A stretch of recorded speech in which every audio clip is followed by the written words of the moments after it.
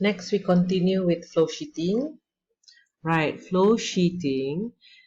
First, I talked to you guys about BFD. BFD is not your big fat dog, but your block flow diagram.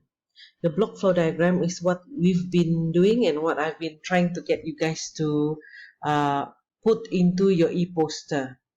Okay, it's a basis for your process flow diagram. Your process flow diagram is also a basis for the equipment design, the plant layout, and also your PNID.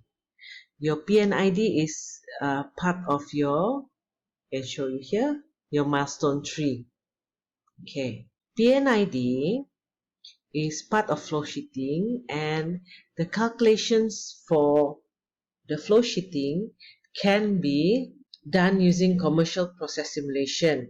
The examples of process simulation programs are HiSys or SimSci Pro or Aspen, but now Aspen is with HiSys. These commercial process simulation programs contain models for most of the unit operations. For example, heat exchanger, reactors, absorbers, cooling towers, etc. You name it, you will have it. Okay, maybe it will have limitation on fermenters, but I've done HiSys on fermenters before. Okay, the models actually contain thermodynamic equations and physical property models. You might think that because it's so clever, it can give you the answer for everything. But there's a disclaimer for that. A tool is only as smart as the user. Okay, so before I move on, I want to remind you guys that HiSys is a very good tool that allows us to choose the best process and the optimum design to solve our problem. Right, back to when I said that the tool is only as good as the person wielding it.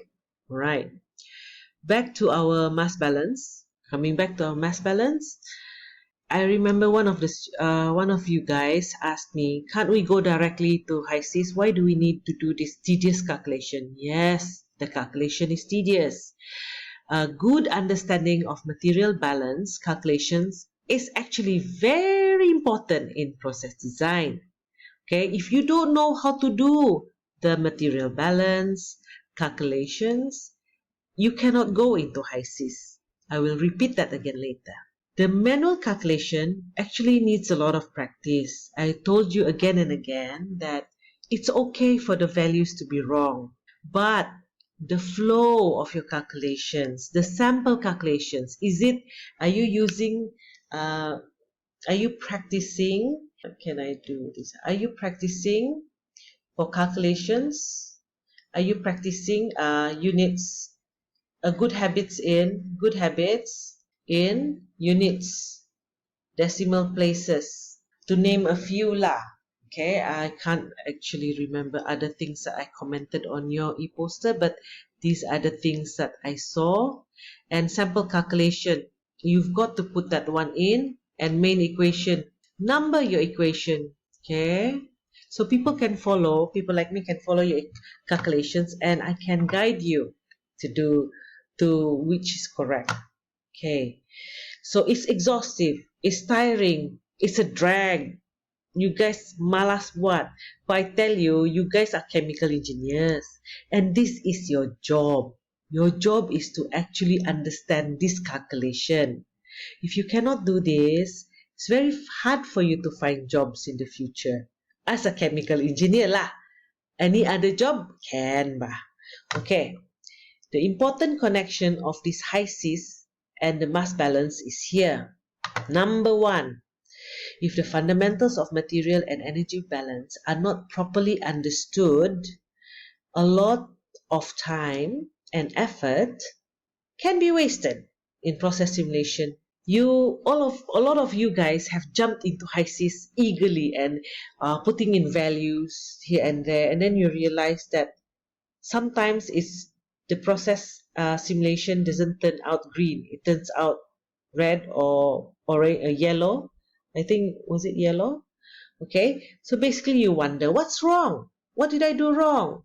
Basically, your lack of understanding of the fundamentals and the material and energy balance is what caused that. Okay, so basically you must understand that part first. Then you go into HYSIS. I've told you guys before I told you guys to open HYSIS to get the physical property here. But some of you guys immediately went to try and design the heat exchanger equipment in HYSIS, which I think premature lah. You guys did it prematurely. You didn't understand the fundamentals of calculation for the material and energy balance. Immediately you went into HYSIS. Memanglah a bit hancur lah. You must also use this connection, this material balance and HYSIS to actually give you the best basis, boundaries for material and energy balance.